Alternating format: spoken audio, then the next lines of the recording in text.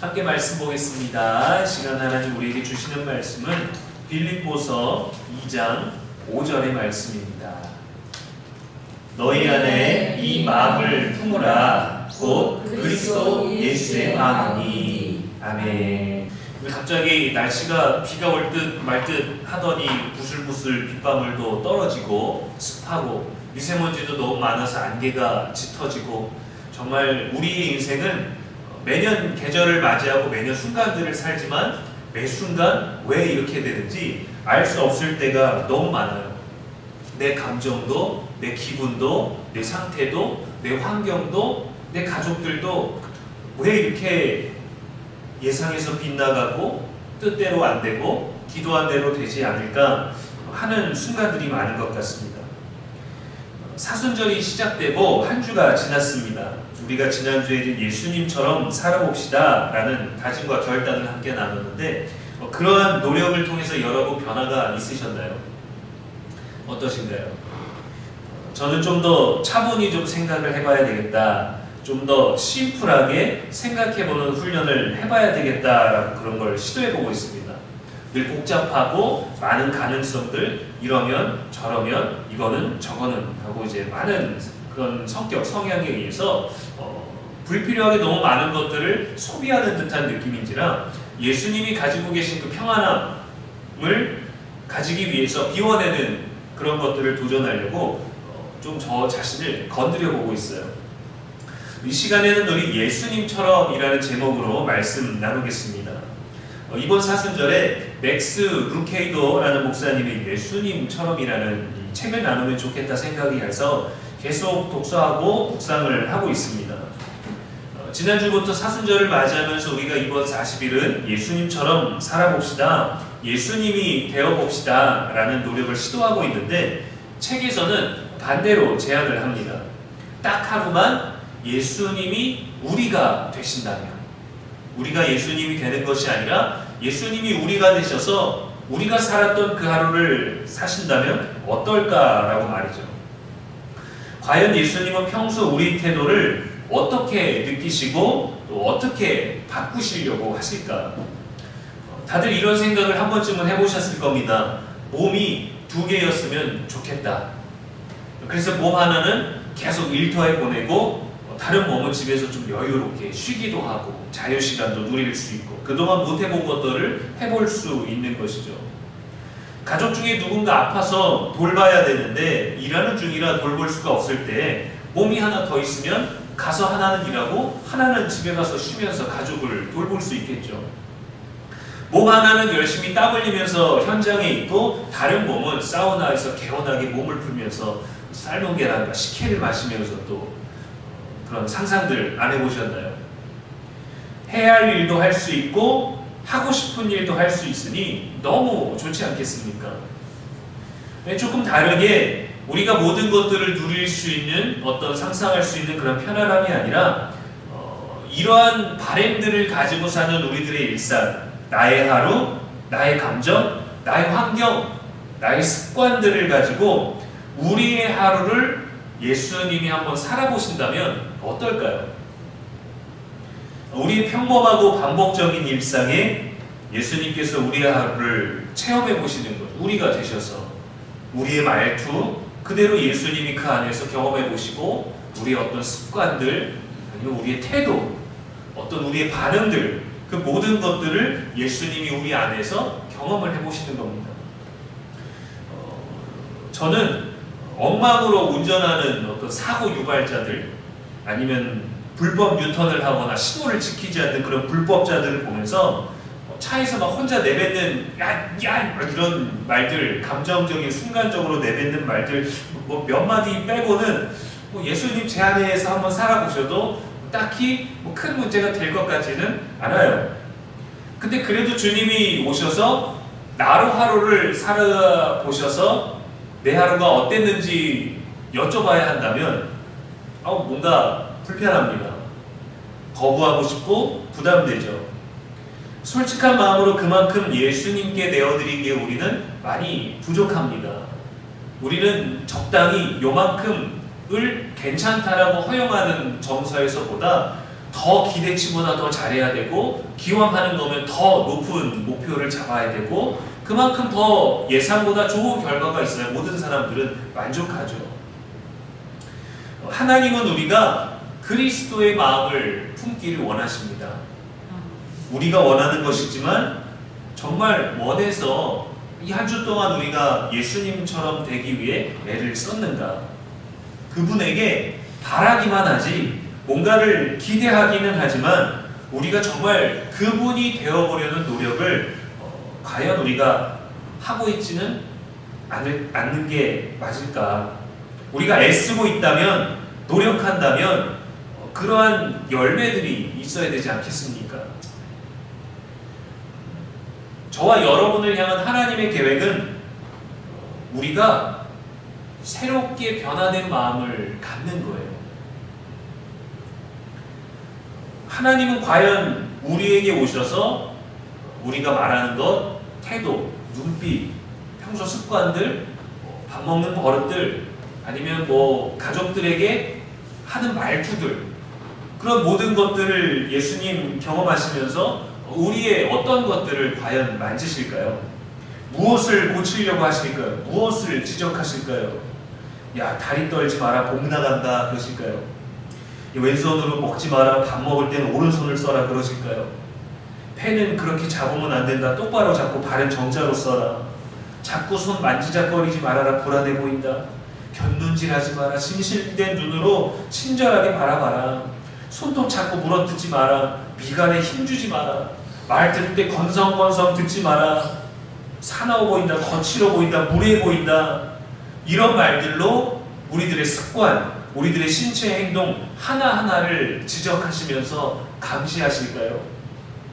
아니면 우리의 손금을 보고 우리가 되셔서 우리의 손금을 보고 우리의 운명을, 재물운을, 건강운을 알려주실까요? 아니면 누군가의 좁은 귓구멍을 보시고 야, 넌 참 말 안 듣게 생겼다, 이런 얘기를 하실까요? 하나님은 우리의 손과 발의 생김새나 그것으로 행하는 습관들보다 우리의 마음을 변화시키기를 원하십니다. 하나님은 우리가 예수님처럼 되기를 원하셔요. 오늘 이 빌립보서 2장 5절의 짧은 말씀에서처럼 저와 여러분이 예수님의 마음을 품기를 원하십니다. 그러면 다 변화된다는 것을 그분은 아시거든요. 마음에 있는 것이 행동으로 나오고, 마음에 있는 것이 말로 나오고, 마음에 있는 것이 반응으로 나오고, 마음에 있는 것이 습관으로 하루가 된다는 것을 주님은 아시기 때문에 우리들의 다리 떠는 습관, 손톱을 깨물어 뜯고, 미간을 찌푸리고, 인상을 쓰고, 사람을 쳐다볼 때 치켜 올려보고, 그런 모든 습관들을 고치시기보다 하나하나 바꿔주시는 게 아니라 우리의 마음을 바꾸기를 원하셔요. 이것은 어리기 때문에, 성숙하지 못하기 때문이 아니라 언제든지 우리들의 마음을 예수님처럼 변화시키기를 원하십니다. 예수님처럼이라는 책 1장에 보면은 저자는 이런 진리를 제시합니다. 하나님은 당신을 있는 그대로 사랑하신다. 그러나 그대로 두시지는 않는다. 하나님은 당신이 예수님처럼 되기 원하신다라고 본인이 서두에서 주제처럼 말하는 내용이에요. 변해야 되는 것은 우리입니다. 하나님은 우리의 변화를 원하셔요. 우리가 신앙이 좋아진다고 하나님이 사랑이 커지지 않습니다. 우리가 고난을 이겨낼 때마다 하나님의 전능하심의 능력치가 더 플러스 되는 것 아니에요. 우리가 좌절한다고 하나님의 사랑 줄어들지 않습니다. 우리가 하나님께 불순종한다고 하나님의 은혜의 지경이 줄어들지도 않습니다. 우리가 악을 저지른다고 그분을 덜 거룩하게 하는 게 아니에요. 우리 상태가 어떠하든 하나님은 우리를 사랑하십니다. 그러나 항상 지금의 상태보다 더 좋은 우리가 되기를 원하셔요. 오늘도 우리가 아름다운 하루를, 또 새벽을 기도, 말씀, 찬양으로 시작하면서 또 저녁을 이렇게 수요기도회로 마무리하면서 좋은 하루를, 거룩한 날들을, 어제보다는 더 나은 하루를 살았다라고 우리는 그렇게 좋게 뿌듯해하며 만족해하고 감사할 수도 있겠지만 하나님은 우리가 판단하고 생각한 이 오늘보다 더 좋은 내일, 더 좋은 우리가 되기를 원하십니다. 그래서 마음을 바꾸기를 원하시는 거예요. 저희 첫째가 1학년이었을 때 이상하게 그 해에는 코딱지를 많이 먹더라고요. 열심히 후보 파서 다 입으로 들어가요. 너무도 당연하게. 그때는 마치 배고픈데 먹을 게 없는 아이처럼 코만 파면은 그냥 코딱지를 다 바로 입으로 먹는 거예요. 하루는 아이들이 저녁에 놀고 있다가 사과를 주려고 하는데 아이가 또 코딱지를 파서 먹는 겁니다. 그래서 어땠을까요? 아유 먹지마, 강호야 먹지마라고 했죠. 아니면 제가 이렇게 얘기하지 않고 불쌍해 보여서 강호야 네 코딱지는 작으니까 아빠 거 줄게 하고 제 거를 더 큰 거를 줍니까? 저는 코딱지를 먹고 있는 그 아이를 사랑했을까요? 사랑했죠. 사랑하죠. 그 아이가 먹으면 안 되는 그 더러운 코딱지를 매일같이 먹는다고 해도 아이를 향한 제 사랑은 더러워지지 않습니다. 아이는 코딱지 더러운 걸 먹는 게 저는 너무도 안쓰럽지만 아이는 잘 못 느끼면서 먹지만 아이가 그 더러운 코딱지를 매일 먹고 있어도 먹지 말라는데도 먹어도 그 코딱지가 아들을 향한 이 아버지의 사랑을 결코 더럽히지 못해요. 너는 코딱지를 먹어서 사과 먹을 자격이 없어. 그냥 코딱지나 계속 먹어. 그렇게 하겠습니까? 아니죠. 그 코딱지를 빨리 입에서 제거를 해주겠죠. 빨리 뱉어. 그 휴지에다 싸서 버려. 귀찮아도. 차라리 여기다 묻혀. 여기다 묻힌 다음에 저녁에 자기 전에 세수하면 되잖아. 그 더러운 걸 제거하고 사과를 주죠.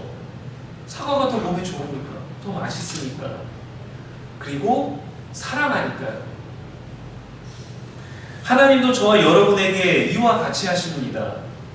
더 좋은 것을 주시기 위해 우리 안에 좋지 않은 것들을 제거해 주십니다. 이미 우리 입에 들어간 코딱지가 있겠죠. 거짓, 교만, 오만과 탐욕과 시기와 부도덕과 연약한 모든 것들이 있겠죠. 때로는 그거를 씻어내는 것 자체도 싫기도 할 거예요. 어쩌면 우리도 어렸을 때 어리석고 죄와 같은 그 더러운 코딱지를 먹었겠죠. 지금도 어떤 고집을 부릴 수도 있습니다. 내가 먹고 싶으면 코딱지라도 먹을 수 있어. 우리만 손해입니다. 하나님은 우리를 위해서 더 좋은 것을 준비하고 계셔요. 우리가 예수님처럼 되기를 원하십니다. 우리가 닮을 형상을 우리에게 주셨어요. 예수님을 우리들에게 보여주시고 나서 야, 넌 예수처럼 절대 될 수 없어. 그러니까 될 수 없으니까 지옥에라도 안 가게 예수라도 믿어 라고 하는 게 아니라 예수님을 우리 가운데 보내주셔서 예수님의 마음을 가지라고 하는 거예요. 그 마음을 품으라고. 가능하다라는 얘기인 거죠. 때론 우리가 고집스러운 그대로 살지 않도록 때로는 작은 일에 분노하고 좌절하고 실망하는 우리가 평생을 그런 사람인 것처럼 운명인 것처럼 살지 않도록 매일마다 우리의 마음을 빚으십니다. 하나님은 우리의 마음을 바꿔주실 수 있어요. 그 기회를 늘 주시는 거죠. 예수님의 마음은 항상 평안하셨습니다. 그 평안을 우리들에게 주시기를 원하시잖아요. 사람들이 엄청나게 모여있는 곳에서 말씀을 듣다가 저녁이 되었죠. 예수님께서 제자들에게 먹을 것을 구해서 주어라 했습니다. 제자들은 불안했습니다. 막막했어요. 답답했어요. 근데 예수님의 마음은 안 그랬어요. 예수님은 오히려 이 문제 때문에 하나님께 감사했습니다. 배가 가라앉을 위기의 폭풍 속에서 제자들은 무서워하고 예수님을 원망했습니다. 두려워했어요. 그런데 예수님은 아니셨어요. 예수님은 폭풍 중에도 주무셨습니다. 베드로가 예수님을 3번 부인했을 때 부활하신 예수님은 베드로를 부인하지 않으셨어요. 그분은 용서하셨고 베드로를 사랑하셨고 내 양을 먹이라 하시고 새로운 사명, 너 이전에 제대로 못했으니까 이번엔 제대로 해가 아니라 새로운 사명을 주신 거예요. 우리는 예수님이니까 그럴 수 있다라고 하지만 예수님은 우리도 예수님과 같이 되기를 원하십니다. 우리도 바라지만 안 될 것처럼 생각하나 예수님은 된다라고 우리들에게 해주시는 거예요. 요한일서 4장 18절에 사랑 안에 두려움이 없고 온전한 사랑이 두려움을 내쫓나니라고 했습니다. 그분은 우리들의 두려움을 다스리려고 하시는 게 아니에요. 우리를 사랑하려고 하시는 거예요. 두려움을 내어쫓게 하기 위해서 사랑을 주시는 게 아니라 사랑을 하니까 두려움이 쫓아나가는 겁니다. 내쫓기는 거예요. 그 불필요한 것들을 제거해 주시고 좋은 걸 주기를 원하시는 거예요. 야, 코딱지 먹지 말고 사과 먹어. 우리 삶의 불안과 두려움, 염려를 없애는 것은 우리가 성장하고 성숙하고 우리의 능력, 우리의 재산이 아니라 하나님의 사랑이고 저와 여러분이 실천하는 사랑입니다. 예수님은 우리가 그 사랑에 머물기를 원하시고 그 사랑을 알기를 원하시고 행하기를 원하셔요. 예수님처럼 사랑하라고 하셨습니다. 요한복음 15장 12절에 내 계명은 곧 내가 너희를 사랑한 것 같이 너희도 서로 사랑하라 하는 이것이니라 하셨어요. 예수님의 가르침은 잘 알겠는데 우리의 마음은 그분의 마음과 좀 다르죠. 그분은 순결하신데 우리는 욕망이 있습니다. 그분은 겸손하신데 우리는 교만합니다. 주님은 평안하신데 우리는 복잡합니다. 주님은 부드러우신데 우리는 딱딱해요. 주님은 목표가 분명하신데 우리는 산만합니다. 주님은 자유하신데 우리는 이 땅에 매여 있어요. 예수님과 우리의 마음은 너무 멀게만 느껴집니다. 근데 어떻게 우리가 그분을 품고 그분을 담고 그분의 마음을 가질 수 있겠어요? 예수님이 또 어떻게 우리가 될 수 있으시겠어요? 그런데 바울은 이렇게 말합니다. 고린도전서 2장 16절에 우리가 그리스도의 마음을 가졌느니라 이렇게 얘기했습니다. 우리는 이미 그리스도의 마음을 가졌느니라.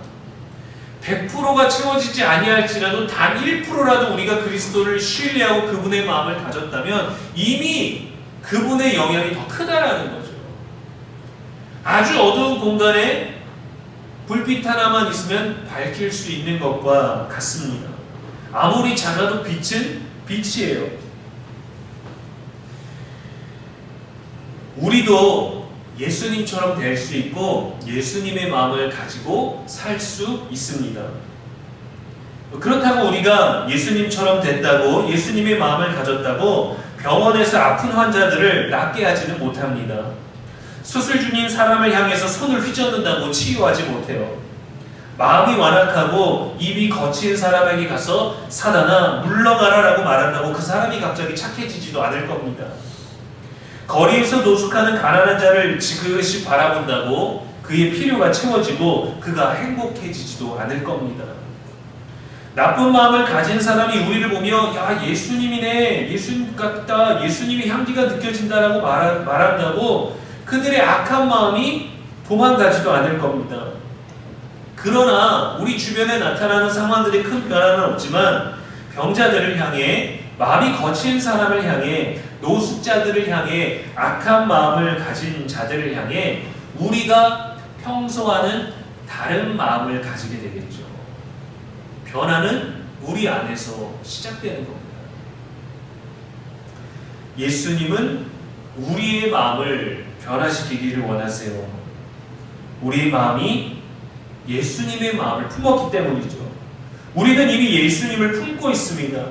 우리의 삶에 조금이라도 예수님께 내어드렸다면 예수님도 우리들에게 내어주신 것을 알게 될 거예요. 주님도 이미 우리에게 내어주셨거든요.